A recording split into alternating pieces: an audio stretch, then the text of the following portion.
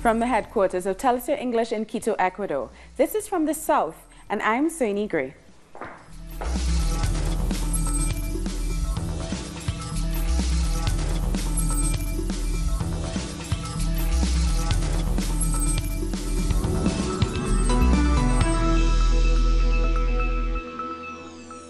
We begin in the Dominican Republic, where the former Prime Minister of Spain, José Luis Rodríguez Zapatero, has expressed his grave concern over the dialogue between the Venezuelan government and the opposition.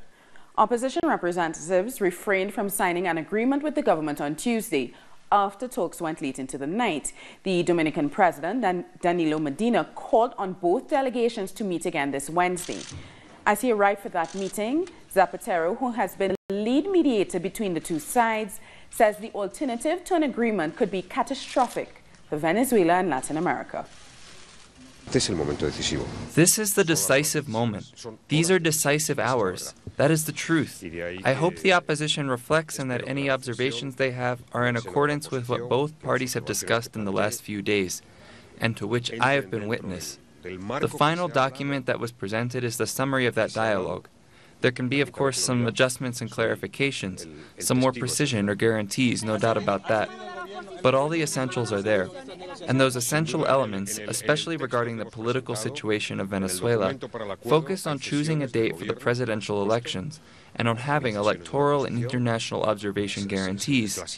The best answer to the situation that Venezuela is going through is to have elections that will come soon, so that we can know what the people's decision is. The opposition has to make a very important decision today. Jorge Rodriguez, the head of the government delegation, said that the document to be signed details all of the points already requested by the opposition, as well as 2 extra points on the territorial dispute between Guyana and Venezuela and the election procedures. He regretted that a phone call from Colombia to the opposition prevented them from signing.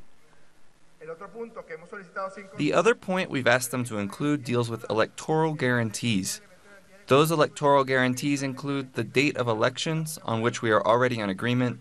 They also include the register of voters, all kinds of audits, a full observer mission, etc., etc. And we asked them to include a line that would say, independently of whatever the results may be, the parties promised to recognize the results of the 2018 presidential election. Our correspondent Madeline Garcia has more from the Dominican Republic. Everything is ready for the arrival of the delegations of the opposition and of the Venezuelan government. Former President José Luis Rodríguez Zapatero has arrived and said that the agreement should have been the way out. If this would not be the case, it would be extremely dangerous for the country. He said this upon his arrival here in the headquarters of the Foreign Ministry, where everything is ready for both sides to meet once again. Yesterday, there was no final signing after the opposition refused to accept some of the measures, in spite of having accepted all the points on Monday in Caracas. But when they arrived in the Dominican Republic, they denied that this had happened. Yesterday, the government of Venezuela signed the agreement and attached 2 other points that has to do with the Essequibo and the recognition of the presidential election results, whatever they may be. This document was about to be evaluated with these 2 new points by the Venezuelan opposition. We are here waiting for any updates. I repeat, the former president, José Luis Rodríguez Zapatero, has arrived. We will be updating you with more.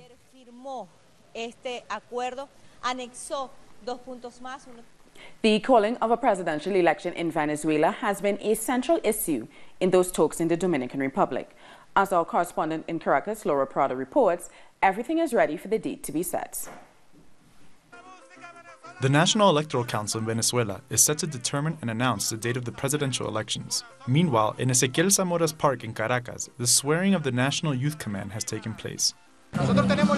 We have the responsibility of directing the policy in the campaign to the segments that we, of course, represent. Young farmers, young indigenous people, young politicians, like me, young sportsmen, the entire representation of Venezuelan youth.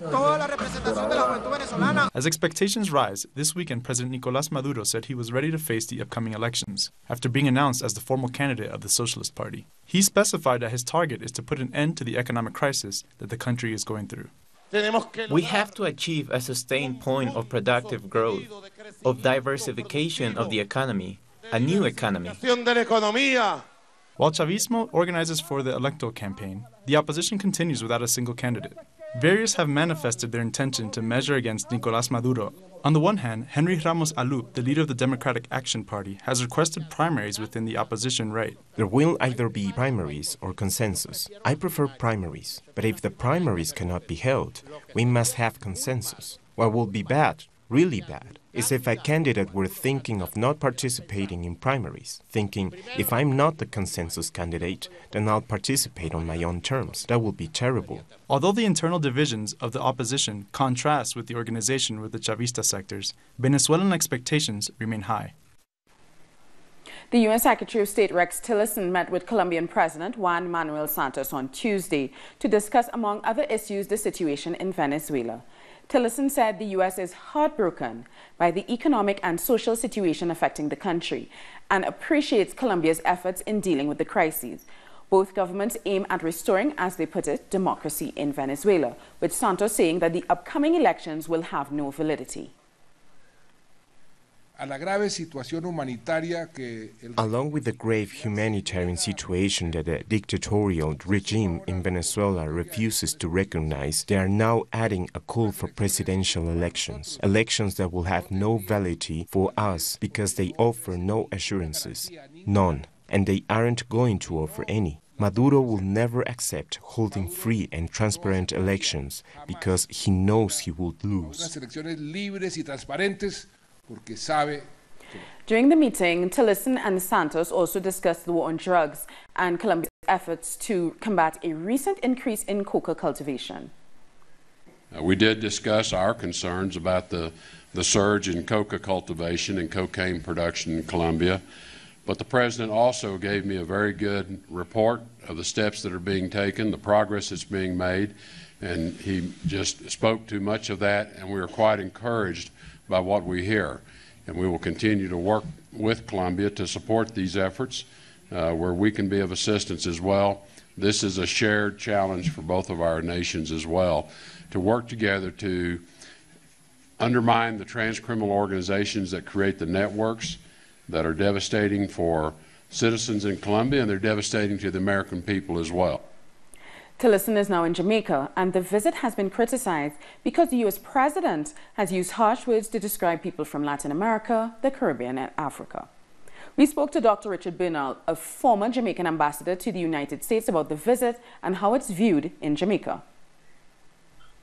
Our social media has had a vigorous discussion, and that possibility is raised. Many people are calling on the government not to immediately accept everything that the United States is requesting of them, but to put an agenda which is in the interest of Jamaica and not merely subscribe to the wishes of the U.S. We take a short break now. Join us again after this look at what our multimedia colleagues are reporting on.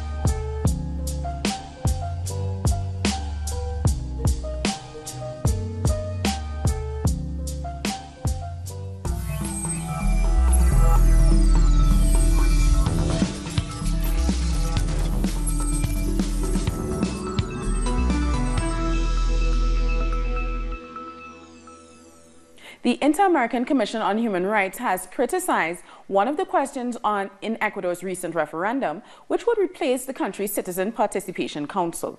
It has filed a provisional measure to keep the members of the council in place. The human rights organization said their removal could put at risk the country's rule of law and the separation of powers. The council delegates were chosen until 2020, and according to the Inter-American Commission, they can only be removed if the country's National Assembly approves a political trial. The Ecuadorian government says it will continue to protect WikiLeaks founder Julian Assange after he lost one legal bid to have an arrest warrant against him dropped. After the UK court ruled against him, Assange launched a legal bid to have the British authorities halt any action against him on public interest grounds. Judge Emma Arbuthnot will give her decision next Tuesday. In the meantime, Julian Assange's lawyer, Jennifer Robinson, says the risk of extradition to the US remains very real. We are not afraid of anything, of nothing other than those that escape the respect of freedom, respect for dignity. That is the only thing we can fear. Mr. Assange is an inherited problem. He's a problem that is not comfortable. Under no circumstances, no country will be comfortable in a similar circumstance. However, we made a commitment from the start to continue protecting the life of Mr. Assange, which we think is in danger. The decisions that the London court made, without a doubt, affect, but are not determinants in our decision. We will continue to provide protection to Mr. Assange in accordance with the laws of international refuge. Opposition political parties and social organizations in Brazil are rejecting the government's pension reform introduced into the parliament on Tuesday. More in this report. In the streets of Brasilia, signs promote pension reform. Inside the lower house, social organizations, trade unions, and opposition parties say the president is spending a huge sum to promote measures that affect workers.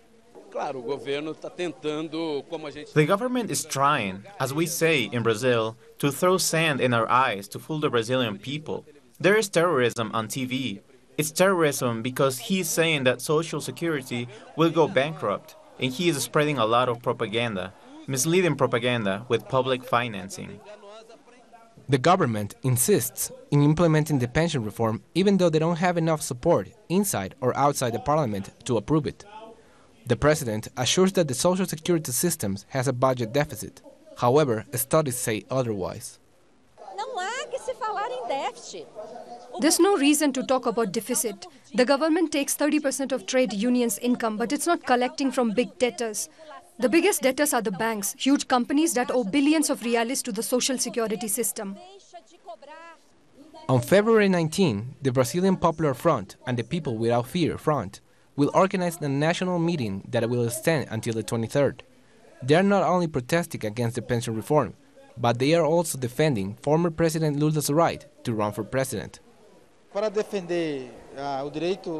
To defend democracy and Lula's right to become a candidate, we must defeat this coup. And to defeat it, our first task is to end this pension reform. That's why we are here. The leaders of the different organizations say that the social pressure against the pension reform will increase. It is considered unnecessary for the majority of workers, but it is inside Temer's neoliberal package and the coup that is happening in Brazil. A partial power outage hit parts of Venezuela, including the capital, Caracas, on Tuesday. The blackout affected traffic signals, phone lines, and train stations during the rush hour. Venezuela's energy minister said it was caused by saboteurs who cut a cable and caused an explosion. Critics of the government said the blackout reflected the critical state of Venezuela's economy. Former Colombian President Álvaro Uribe has been accused of being involved in 2 paramilitary massacres.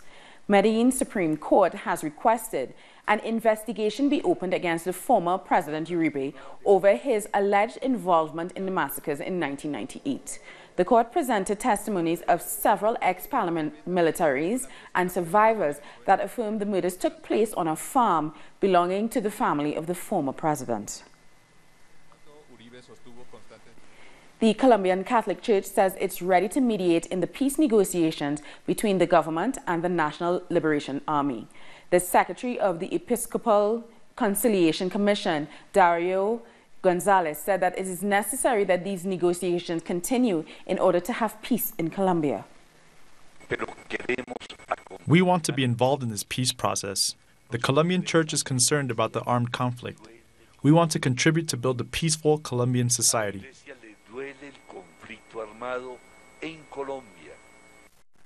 Communities and environmental organizations in El Salvador are fighting to protect the mangrove forest and its biodiversity. We have more in the next reports. El Salvador has 8 protected areas around the country. The Jiquilisco Bay and Barra de Santiago are just 2 of them. Mangrove forests are in danger because of the unregulated use of river water and bad farming practices. This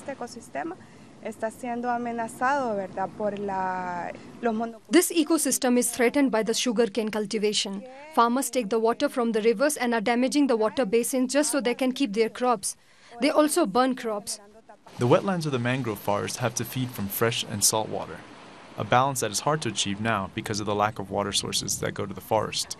People from Garita Palmera make their living from fishing from the mangrove, now contaminated by chemicals used for the cane sugar production. Environmental reports reveal that wetlands have reduced by over 50%, especially mangroves. This affects around 20,000 people living in 18 different communities from Barra de Santiago. They fear for their food safety. We need the mix of fresh and salt water. This mix means the mangrove can live along with the fish. 80% of the population in the region lives off fishing activities. Environmental activists with the communities and the Ministry of Environment are pushing for the rivers to be cleaned and the reforestation of critical areas that could help maintain the ecosystems. If the mangrove disappears, so will several species. Many of them come here during the winter to nest, to survive. During the summer, they go upstream. The damage to the wetlands is not only affecting the people of Garita Palmera. The reduction of the mangrove forest worldwide also influences the rise of temperatures, making the countries in the region more vulnerable. Mayan communities in Guatemala are celebrating the first anniversary of the departure of the Spanish company Hydro Santa Cruz S.A. The communities from Barillas municipality, Huehuetenango, celebrate the definitive cancellation of the hydroelectric project Cambalam. A victory comes after a social struggle which started back in 2012. We are celebrating a historic moment, crucial for us because the death of this company, Hydro Santa Cruz, gives us hope to keep living. For 4 years, the Spanish company, subsidiary of Hidralia Ecoener, tried to build a hydroelectric plant despite the community's resistance. On December 22 of 2016, Hydro Santa Cruz said they were giving away their rights that the state gave them for the Cambalam project. Although the company left the city, the inhabitants say that they are still suffering from the wounds they left behind. There are arrest warrants pending. There is also a criminal proceeding that is pending. In the year 2012, Andrés Pedro, an activist, was murdered. The town of Barillas Huehuetenango was a landmark, according to social activists, because it strongly defended its natural surroundings. We want to tell the state that as long as that indigenous people are organized, as long as the indigenous people exist, we're going to defend life. We're going to defend the natural assets. The Mayan communities, Cuajan Yobales, are now demanding the township to build its own power plant for its people. We don't want companies hurting us, but that doesn't mean we don't want development. We don't want the fake development that they are offering us. We want it to develop here. Hydro Santa Cruz was the only license granted by the Ministry of Energy and Mines in the town of Barillas Huehuetenango. With its dismissal, there aren't any more hydroelectrical projects. We'll take one last short break. We'll be back after a look at what our multimedia team is reporting on.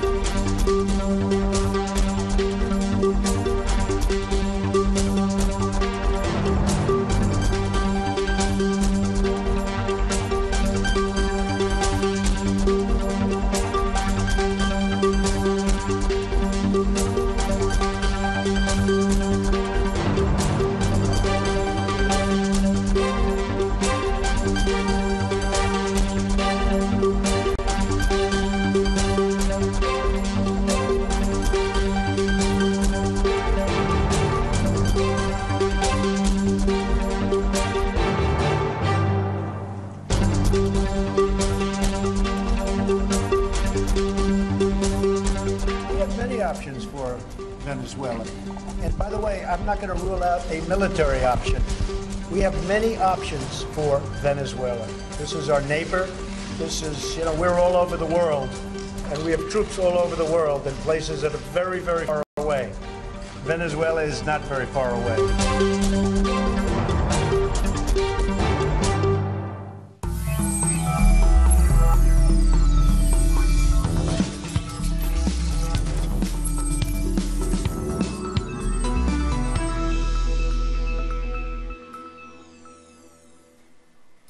Welcome back. Now let's have a look at some other stories from around the world. Strong aftershocks continue to rock Taiwan after a 6.4 magnitude earthquake hit the island on Tuesday. At least 5 people have been killed and more than 200 injured. Many buildings have been damaged in the city of Hualien, and the rescue workers continue to look for missing people. At the moment, there are still probably people trapped inside, but there's no way for us to confirm their position or number, because the people living there aren't long-term residents. South Korea has welcomed the announced visit by North Korean leader Kim Jong-un's younger sister, Kim Yo-jong, for the Winter Olympics. She is the first member of the North Korea's ruling family to visit South Korea since the end of the Korean War in 1953. The delegation from the North will also include 3 other senior officials. Kim Yo-jong is the sister of leader Kim Jong-un and has a significant position in the Workers' Party of Korea. So it is very meaningful that she is a member of the delegation. U.S. Vice President Mike Pence has said that Washington will announce tougher sanctions on North Korea to dissuade it from its nuclear program. Pence made a stop in Tokyo before attending the opening ceremony of the Pyeongchang Winter Olympics in South Korea. There are high speculations that the U.S. and North Korea officials will meet at the Games to hold a joint talk. German Chancellor Angela Merkel's Conservative Party has struck a coalition deal with the Social Democratic Party. This ensures Merkel's 4th term in office. After months of discussions, the two sides agreed on the division of key ministries. However, they are still negotiating other policies like health and labor laws. French President Emmanuel Macron has visited Corsica amid growing demand for autonomy for the region by the nationalists. For decades, the separatists have been calling for secession from mainland France. Pressure has grown on the French government after the nationalists won the recent regional elections. Ahead of Macron's visit, thousands of nationalist supporters marched to ask for greater freedom. The world's first passenger drone has made a public flight in China. The fully automated drone, the EHang 184, can carry 1 passenger and fly for 23 minutes at a stretch. In the video footage released by EHang, 1 person is seen flying with the drone. For months, Dubai has been claiming they will launch the world's first flying taxi service, but they've yet to start the project.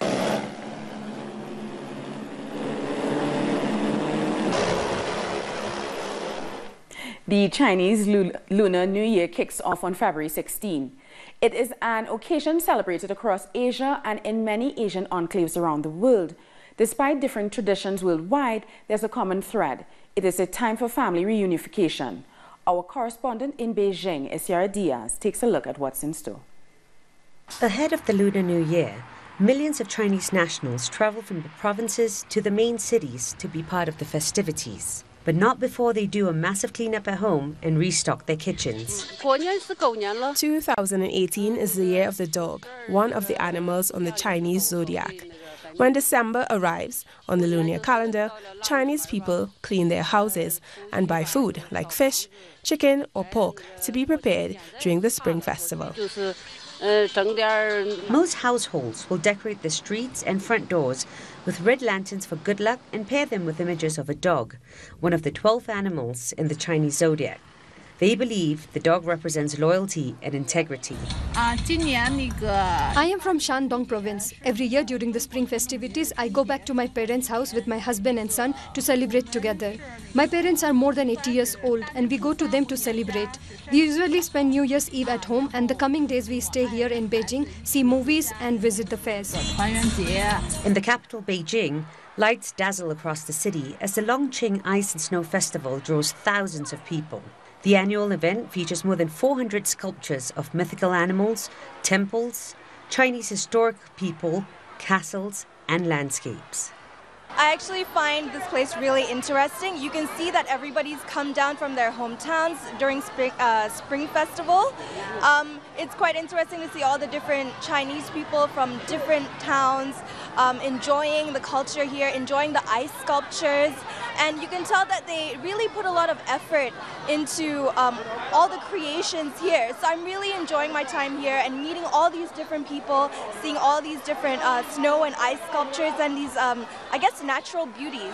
Over the next few days, there will be displays of fireworks, which are believed to scare off bad spirits and bring good luck. This year, the Lunar New Year is officially on February 16th. Celebrations traditionally start the day before and run until the Lantern Festival, which falls on the 15th of the lunar month.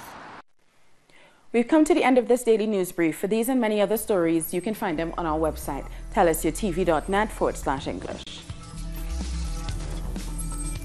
And join us on social media, Facebook, Twitter, and Instagram. For Tell Us Your English, I'm Soini Gray. Thank you so much for watching.